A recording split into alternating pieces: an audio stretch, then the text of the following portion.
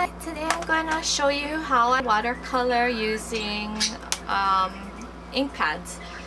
What I always use is aqua painter.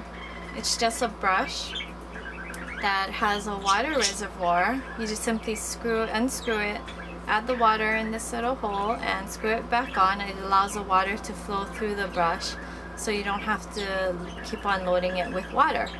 So this is probably something really good to have. It's very inexpensive. It's in the Stampin' Up! Catalog and at your local craft store as well. Another thing that's important is you need to have the right stamp pads to actually stamp the image. Solvent-based ink pads work the best. It doesn't bleed when you add water to the image. Basic brown, basic gray, and the black stamp pads are specially made so that you can use water on it, and these will not bleed. So this is very, very important. Otherwise you'll get just a brown mess or a gray mess. So that's very important. So you just stamp the image. I'm stamping it on watercolor paper. Watercolor paper is it has a lot of weight to it.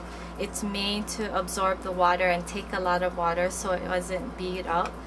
If you use the Stampin' Up! Whisper White or Very Vanilla, if you add too much water, you'll start to see the paper kind of bead up and it doesn't look very nice. So if you're gonna do a lot of blending, then I recommend you using watercolor paper. If you know it's just gonna be a fast wash, then by all means use your Whisper White or your Very Vanilla. So today to color Mr. Birdie, we're gonna use Purely Pomegranate, Groovy Guava, and Wild Wasabi. All you need to do with these is press the top of the container down. You want to make contact with the stamp pad. The result will have the ink transferred to the top of your pad. That's what you want. Now you can, if you have the re-inkers, you can simply just drop a few dabs in the top of the stamp pad, and it won't. Don't worry about it dripping, because again, this is actually the bottom of the stamp pad, so it'll always, if you should store your stamp pads flat anyway. So if you do store it flat, the ink should be okay and it shouldn't go all over the place.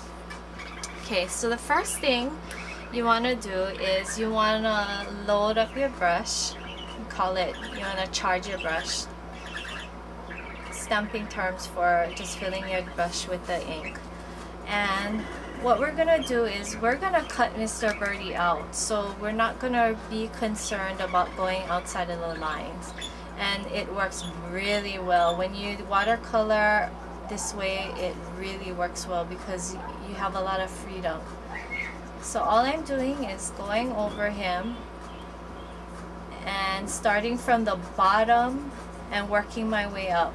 I want his tummy to be the darkest part of him, so that's why I'm starting from the bottom. I have the most paint on the brush in the beginning, so that's why the bottom is the darkest, and I just work my way up like this. Sometimes, depending on what kind of color you're going for, you can prep your paper with a quick wash of just water. That way it'll absorb the water a little better. So we laid down the Groovy Guava, and now we're gonna pick up some of the Purely Pomegranate, and we're gonna do the same thing, starting from the bottom, working our way up. And you see, he's already got a nice gradation in his coloring, in his tummy. So you start light and you build on the colors. So start light and work up, adding and adding.